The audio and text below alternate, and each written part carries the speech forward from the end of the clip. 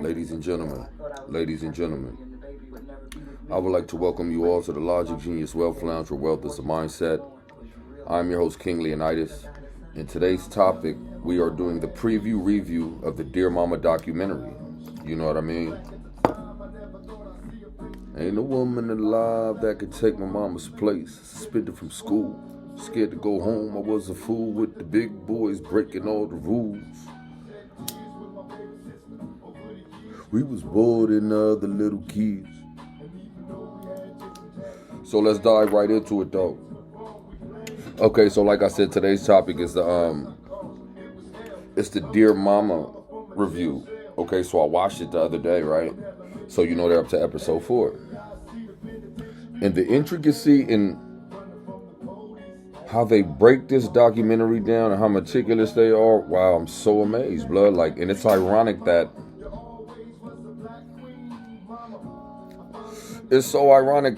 the people that created this documentary, they were at qualms with Tupac Shakur when he died. Like, they didn't see eye to eye. And when I watched the documentary and I watched one of the Hughes brothers admitted to his fault, saying that when because they got in an incident in the sense of them landing the movie because they needed a platinum artist and they had Tupac on him, so they got the deal based on that. But not only that, they gave him a role which he didn't mind, but he wanted him to be more detailed in the sense of the reasoning on why this character became the nice guy and why he was the preacher in the sense of Islam, and why he it was positivity only, and they wouldn't grant him that. Knowing how complex this man is being a Gemini, and how difficult this dude can be, and how passionate he is about his art and what he is and his image, bro. That man denied that, but admitted that he was wrong when he did it. It's crazy how when you could just stand up and be a man sometimes and admit your fault, it can change the course of history, like completely. I'm not saying that it changed any outcome or anything like that, but I'm just saying we got to learn how to be grown-ups in our lifetime and forgive each other. Not forget, but forgive each other for the things that we do wrong to each other. I truly believe that. You're trying to raise 2 bad kids on your own, and there's no way I can pay you back, but my plan is to show you that I understand. You all appreciate it. And then it's ironic that Mother's Day was just past Sunday, but see, my mom got a double blessing because Mother's Day is on the 14th on that Sunday, and then my mom's birthday is always a day after, so it works. So my mom's birthday is on the 15th of May, and then Mother's Day always comes like the 14th that Sunday. So it's a double blessing. We took her out to eat. It was a little confrontation there with my family and all that, but I love them. It's good.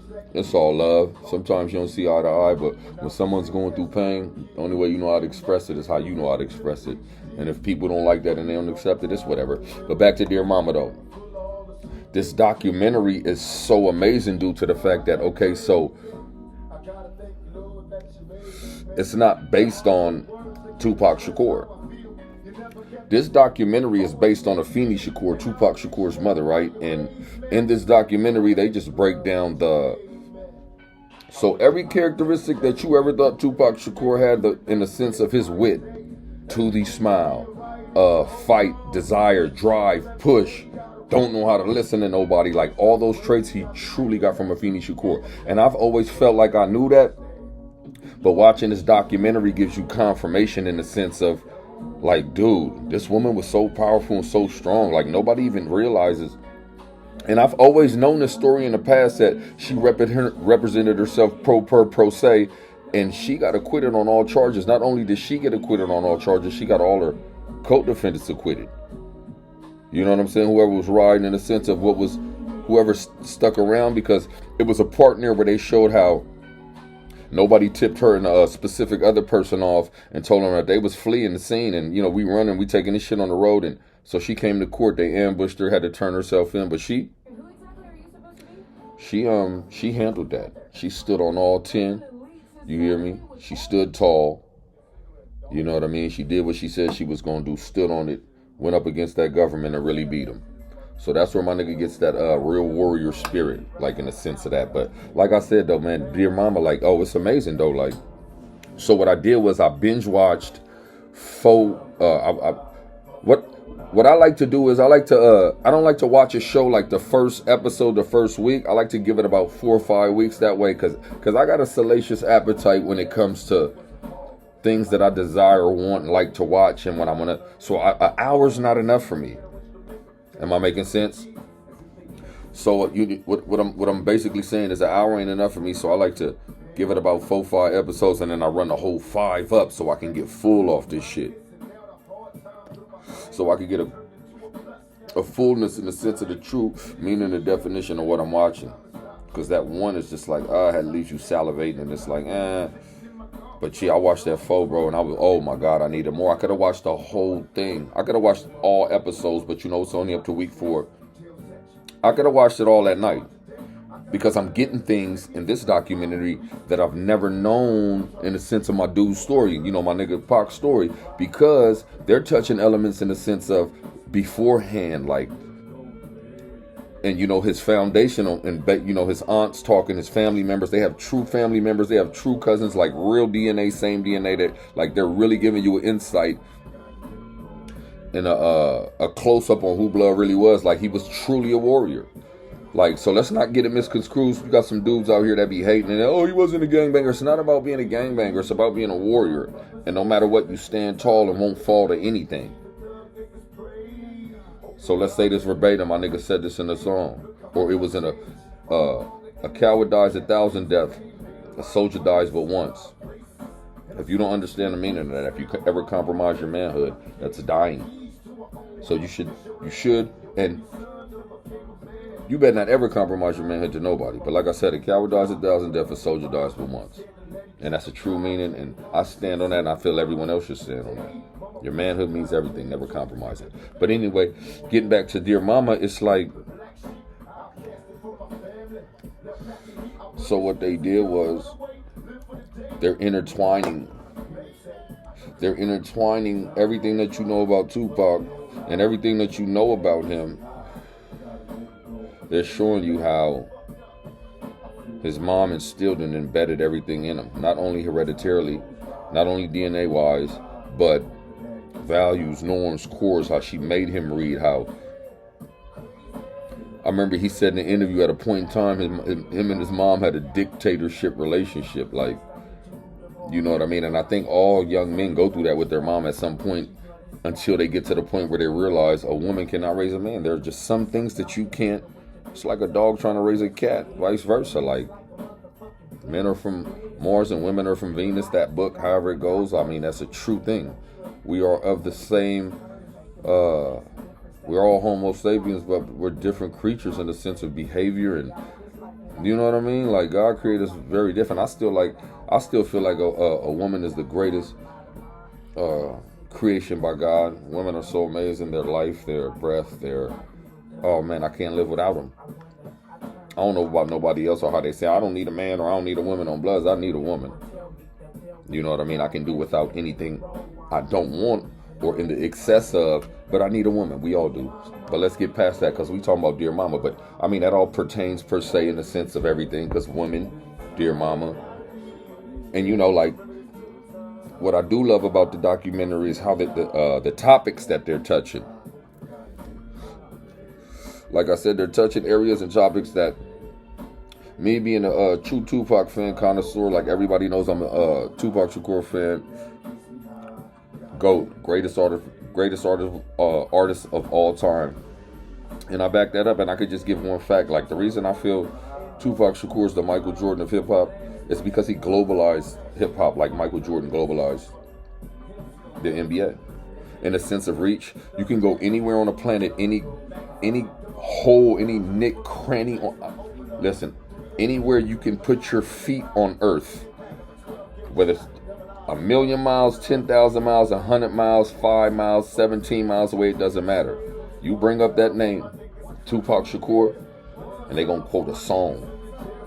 Not a lyric, not a verse. They're going to quote a whole song. Nigga, that's a vibe. That's a true movement. That's energy. That's iconic energy that could never be touched, blood. And like I said, doing some shit like that at the age of 25, but The fire and the spirit came from Afeni Shakur, bro. And then I advise and I suggest everybody to go watch this Dear Mama documentary, bro. It's so touching. It's like, so if you got a relationship with your mom that was like a roller coaster in the sense of just a little bit flaky and, you know, battles back and forth and really admiring her, admiring everything about her, and then you watch her fall from grace, bro. But you got to learn to forgive her. So in a documentary, his mom picks him up. I forgot, I don't know if it was from jail or somewhere. They pick him up, and when he hops in the car, I believe it was jail. And when he hops in the car, he puts the demo in, the rough draft of the Dear Mama for, and lets her hear the song.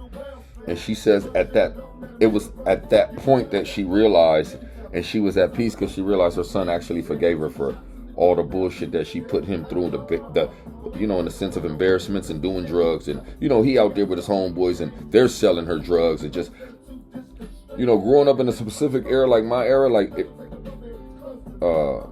I watched communities wholesome, and then crack came and I watched it crumble, and I watched the system, how it was set up for it to, I watched destruction. I seen the destruction, right?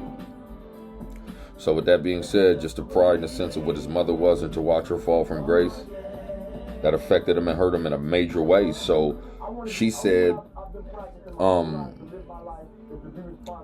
hearing Dear Mama when she picked him up from jail and he popped it in and they drove wherever they drove to, that was the confirmation and the sense of forgiveness, and they moved forward, and they never talked about the past or dwelled on the past, and they always looked forward. And he had that twinkle in his eye for his mom again. She said she felt like she, you know, it was there, the love, the confidence, the you know, the admiration, it all came back. You know what I mean? So yeah. Man, Dear Mama is a very touching, and it's not even done. I'm assuming it's going to be like 8 to 10 episodes, and like I said, I'm at episode 4, but I binged it. So, but I'm saying I'm to the point where I'm so into it now that I can pick up and do the one episode a week type shit, like on everything.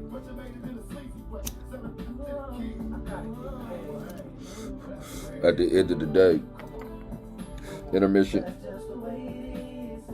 Ladies and gentlemen, I would like to welcome you all to the Logic Genius Wealth Lounge, where wealth is a mindset. I'm your host, King Leonidas. And if you caught on late, this is the review of the Dear Mama documentary, and we're just talking about the strength of the black woman. Yeah, man, in this documentary, like I said, it just intertwines in the sense of his life, but it shows you the definition and the foundation of who Blood was, and where he learned his norms from and facts. And then on there you also have his biological father that he didn't even know was alive, in the sense of he thought somebody else was his dad, and his mom pitched that to him. So that was another barrier they had to get over, in the sense of